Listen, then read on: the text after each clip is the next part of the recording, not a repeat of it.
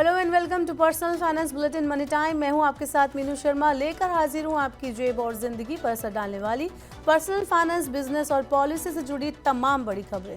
तो चलिए फटाफट शुरू करते हैं इस बुलेटिन में खबरों का सिलसिला। दिवाली से पहले खाद्य महंगाई को कम करने के लिए सरकार ने सब्सिडी वाली दालों के अपने कार्यक्रम का विस्तार करने की घोषणा की है। बढ़ती कीमतों पर अंकुश लगाने के लिए भारत ब्रांड के तहत साबुत चना दाल और मसूर की बिक्री की जाएगी। खाद्य और उपभोक्ता मंत्रालय, एनसीसीएफ, नेफेड और केंद्रीय भंडार के जरिए साबुत चना दाल को 58 रुपए प्रति किलोग्राम पर और मसूर दाल को 89 रुपए प्रति किलोग्राम की दर से बेचा जाएगा। सरकार प्राइस स्टेबलाइजेशन फंड की मदद से बनाए गए स्टॉक को सब्सिडी वाली कीमत पर बेच रही है। सरकार ने सहकारी समितियों को 3 लाख टन चना और 68,000 टन मूंग जारी की है। भारत ब्रांड के तहत सरकार गेहूं का आटा 30 रुपए प्रति किलोग्राम, चावल 34 रुपए प्रति किलो और चना दाल 70 रुपए प्रति किलोग्राम की दर से बेच रही है। मूंग दाल 107 रुपए और मूंग साबुत की कीमत 93 रुपए प्रति किलोग्राम है। सरकार प्याज 35 रुपए और टमाटर 65 रुपए प्रति किलोग्राम की दर से बेच रही है। रेटिंग एजेंसी क्रिसिल का कहना है कि एडमिनिस्ट्रेटिव प्राइस मैकेनिज्म के तहत नेचुरल गैस के आवंटन में कटौती होने से सिटी गैस डिस्ट्रीब्यूशन कंपनियों की गैस खरीद लागत 2-3 रुपए प्रति किलोग्राम तक बढ़ सकती है। शहरी गैस वितरकों के लिए एपीएम पर गैस आवंटन अब उनकी सीएनजी जरूरत का लगभग 50% रह जाएगा, जो इस वित्त वर्ष में अब तक लगभग 70% रहा है। रेटिंग एजेंसी ने कहा कि ऐसी स्थिति में पर्याप्त आपूर्ति बनाए रखने के लिए गैस कंपनियों को घरेलू उच्च दबाव और उच्च तापमान वाले गैस क्षेत्रों या आयातित एलएनजी जैसे महंगे स्रोतों से गैस खरीदनी पड़ेगी। मौजूदा एपीएम गैस की कीमत $6.5 प्रति यूनिट है, जबकि एचपीएचटी गैस का भाव $9.5 और एलएनजी की कीमत $11 से $12 प्रति यूनिट है। मार्जिन बनाए रखने के लिए कंपनियां उपभोक्ताओं पर बढ़ी हुई लागत का दबाव डालेंगी। एनएमडीसी ने तत्काल प्रभाव से अपने लौ अयस्क की कीमतों में एक और बढ़ोतरी कर दी है। इस साल अगस्त में अब तक लंप अयस्क की कीमत में 18.69% की बढ़ोतरी हुई है। केवल अक्टूबर में ही 10.43% की वृद्धि की गई। इसकी कीमत अब 6,350 रुपए प्रति टन हो गई है। अगस्त से अब तक फाइन्स की कीमत में 17.35% की वृद्धि हुई। अक्टूबर में करीब 8% की वृद्धि के साथ इसकी कीमत अब 5,410 रुपए प्रति टन हो गई है। इससे पहले 1 अक्टूबर को मूल्य संशोधन से लंप अयस्क की कीमत 5,750 रुपए प्रति टन और फाइन्स की कीमत 5,010 रुपए प्रति टन हो गई थी। अगस्त 2024 में लंप अयस्क की कीमत 5,350 रुपए प्रति टन और फाइन्स की कीमत 4,610 रुपए प्रति टन थी। इस मूल्य वृद्धि में रॉयल्टीज, जिला खनिज फाउंडेशन शुल्क और राष्ट्रीय खनिज अन्वेषण ट्रस्ट शुल्क शामिल है। इसमें उपकर, वन परमिट शुल्क, जीएसटी और अन्य कर भी शामिल हैं। बाजार नियामक सेबी ने म्यूचुअल फंड के लिए भेदिया कारोबार नियम 1 नवंबर से लागू करने की घोषणा की है। इसके तहत फंड मैनेजमेंट कंपनी के म्यूचुअल फंड में नामित व्यक्तियों, न्यासियों या उनके करीबी रिश्तेदारों की तरफ से किए गए 15 लाख रुपए से ज्यादा के सभी ट्रांजैक्शन की सूचना 2 कारोबारी दिन के अंदर अनुपालन अधिकारी को देनी होगी। सेबी ने सभी एएमसी को 1 नवंबर 2024 से तिमाही आधार पर अपने नामित व्यक्तियों, न्यासियों और उनके करीबी रिश्तेदारों के म्यूचुअल फंड में निवेश के बारे में तिमाही आधार पर जानकारी देने को कहा है। नए नियम के मुताबिक म्यूचुअल फंड में 31 अक्टूबर तक के निवेश के बारे में शेयर बाजार को 15 नवंबर तक जानकारी देनी होगी। इसके बाद की तिमाहियों के लिए कंपनियों को तिमाही समाप्त होने के बाद अगले 10 दिन के अंदर जानकारी प्रदान करनी होगी। मुकेश अंबानी की कंपनी जियो फाइनेंशियल सर्विसेज जल्द ही इंश्योरेंस सेक्टर में धमाल मचा सकती है। सस्ते बीमा उत्पाद पेश करने के लिए जियो फाइनेंशियल सर्विसेज रिलायंस एएसई के साथ गठजोड़ करने के लिए बातचीत कर रही है। जर्मन कंपनी एलियांज अभी बजाज के साथ मिलकर भारत में बीमा बेचती है, लेकिन अब एलियांज बजाज के साथ अपना गठजोड़ खत्म करना चाहती है। जियो फाइनेंशियल और एलियांज देश में एक जनरल इंश्योरेंस और लाइफ इंश्योरेंस कंपनी सेटअप करने पर विचार कर रहे हैं। जियो फाइनेंशियल की कमान दिग्गज बैंकर केवी कामत के हाथ में है। कंपनी पहले से ही शैडो बैंक चलाती है और इंश्योरेंस ब्रोकरेज भी है। बीमा नियामक इडा के मुताबिक भारत में जीडीपी के मुकाबले इंश्योरेंस प्रीमियम दक्षिण अफ्रीका और कनाडा जैसे देशों की कंपैरिजन में आधे से भी कम है। ऐसे में यहाँ इंश्योरेंस सेक्टर की ग्रोथ की अपार संभावनाएं हैं।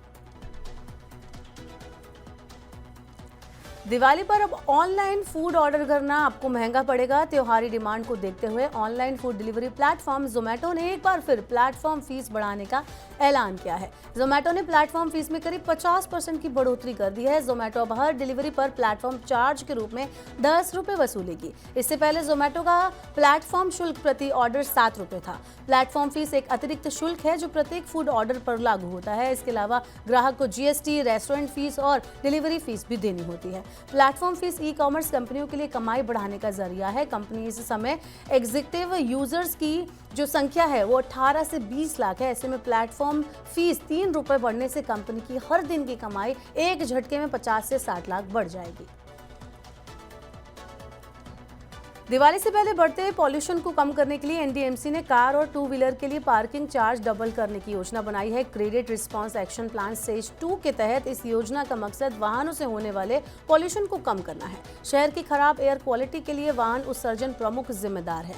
एनडीएमसी ने 22 अक्टूबर से लुटियंस दिल्ली में पार्किंग चार्ज को पहले ही डबल कर दिया है। शहर के अन्य हिस्सों में पार्किंग शुल्क बढ़ाने का प्रस्ताव अभी लंबित है। एनडीएमसी का मानना है कि पार्किंग फीस बढ़ने से लोग प्राइवेट वाहन के बजाय पब्लिक ट्रांसपोर्ट का इस्तेमाल करने के लिए प्रोत्साहित होंगे। वर्तमान में सरफेस पार्किंग के लिए कार का शुल्क 20 रुपये प्रति घंटा है, जबकि 2 व्हीलर के लिए ये 10 रुपये प्रति घंटा है। दूरसंचार विभाग ने वित्तीय धोखाधड़ी और सरकारी अधिकारियों के रूप में लोगों को धमकाने के लिए विदेश से की जाने वाली स्पूफ कॉल को पहचान कर उसे ब्लॉक करने का सिस्टम लागू किया है।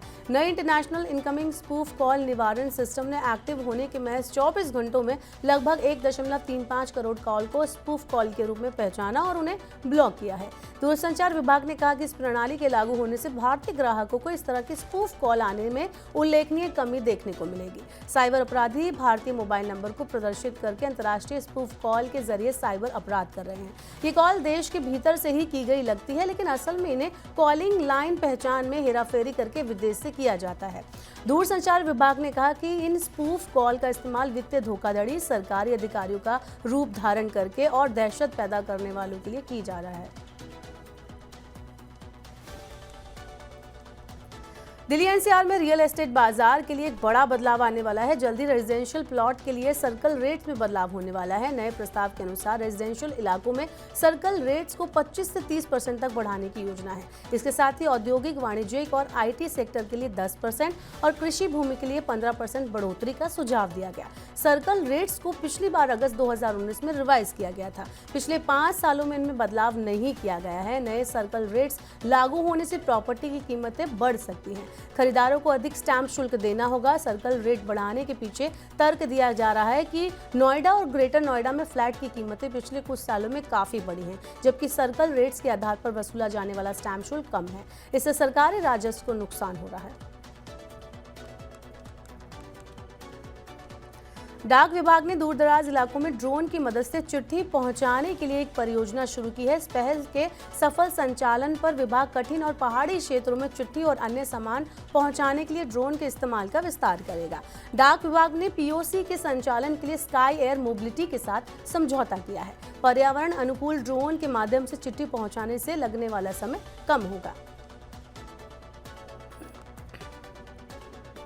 केंद्र सरकार ने अपने कर्मचारियों के लिए बड़ा फैसला लिया है। 20 साल की नौकरी पूरी करने वाले केंद्रीय कर्मचारी अपनी मर्जी से तय समय से पहले रिटायरमेंट ले सकेंगे। इसके लिए शर्त यह होगी कि इस सुविधा का लाभ सिर्फ ऐसे कर्मचारी उठा सकेंगे जो नेशनल पेंशन सिस्टम के तहत आते हैं। Department of pension and pensioner welfare ने इसके बारे में नई गाइडलाइंस जारी की है। इसमें कहा गया है कि नेशनल पेंशन सिस्टम के तहत आने वाले कर्मचारी अपनी इच्छा से रिटायरमेंट का फैसला कर सकते हैं। सरकार का यह फैसला उन कर्मचारियों के लिए फायदेमंद है जो किसी वजह से जल्द रिटायर होना चाहते हैं। सरकार ने सुविधा का फायदा उठाने के लिए कुछ नियम और शर्तें तय की हैं। इसके मुताबिक अगर कोई कर्मचारी जल्द रिटायरमेंट लेना चाहता है तो उसे अपॉइंटिंग अथॉरिटी को कम से कम 3 महीने पहले नोटिस देना होगा। अनिल अंबानी की अगुवाई वाले रिलायंस समूह की कंपनी रिलायंस इंफ्रास्ट्रक्चर ने विस्फोटक, गोला बारूद और छोटे हथियार बनाने के लिए एक परियोजना स्थापित करने की घोषणा की है। ये परियोजना महाराष्ट्र के रत्नागिरी में स्थापित की जाएगी। इस पर कंपनी अगले 10 साल में करीब 10,000 करोड़ रुपए का निवेश करेगी। कंपनी को धीरूभाई अंबानी डिफेंस सिटी विकसित करने के लिए महाराष्ट्र के रत्नागिरी औद्योगिक क्षेत्र में 1000 एकड़ जमीन आवंटित की गई है। ये देश में किसी भी निजी क्षेत्र की कंपनी की रक्षा क्षेत्र में सबसे बड़ी नई परियोजना है। तो ये थी मनी टाइम में आज की तमाम बड़ी खबरें। वक्त हो गया आपसे विदा लेने का। अब आपसे होगी कल मुलाकात। पर्सनल फाइनेंस से जुड़ी खबरों को पढ़ने, सुनने, उनसे जुड़े खास कार्यक्रमों को देखने के लिए आप मनी टाइम के यूट्यूब चैनल को जरूर सब्सक्राइब कर लें। साथ ही आज का हमारा मनी टाइम आपको कैसा लगा, नीचे अपना फीडबैक हमें जरूर दें। फिलहाल के लिए इस बुलेटिन में इतना ही। बने रहिए मनी टाइम के साथ। नमस्कार, शुभ रात्रि।